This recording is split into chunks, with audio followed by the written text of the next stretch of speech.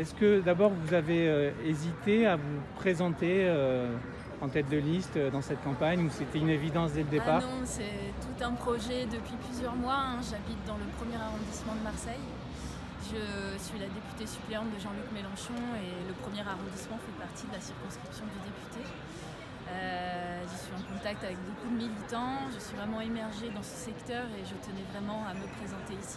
Alors qu'est-ce que vous avez envie de pousser aujourd'hui, en particulier dans le 1-7 comme projet, comme idée?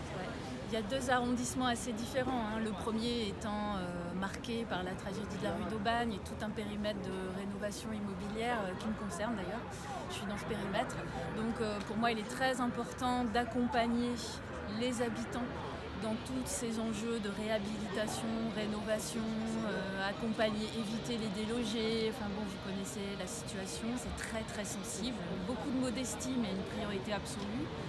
Après, tout le sujet culturel, puisqu'on a la Canebière. Moi j'aimerais bien une programmation artistique un petit peu de tous les jours sur cette Canebière. Je pense qu'il ne faut vendre aucun projet bling bling parce que par exemple mes concurrents de ELV qui parlent de forêt urbaine, moi je pense qu'aujourd'hui il faut être très prudent. Les Marseillais ils veulent déjà recroire en la politique, qu'on s'occupe d'eux et je suis très sensible, moi vous voyez que ça vienne des citoyens, qu'on fasse de la modestie mais qui se voit avec les gens.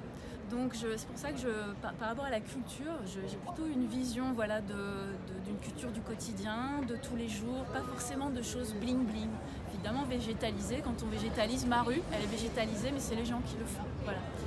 Après dans le 7e, il y a tous les enjeux de protection du patrimoine, les plages, la mobilité, c'est un secteur qui croule sous les voitures. Donc ce sont deux secteurs assez différents, sociologiquement aussi. Mais je dirais que le point commun entre les deux, c'est la défense du patrimoine, du bâti, de la nature, de la culture.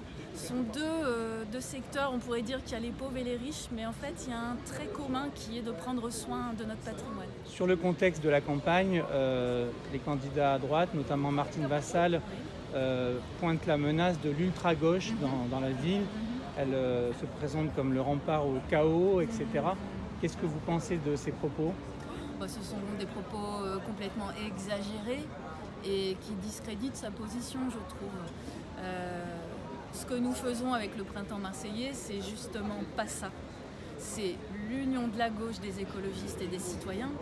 Et c'est pas du tout une liste d'ultra-gauche. Je pense que c'est un élément de langage dont je sais très bien qu'elle l'avait préparé au cas où Jean-Luc Mélenchon se serait présenté sur une liste France Insoumise.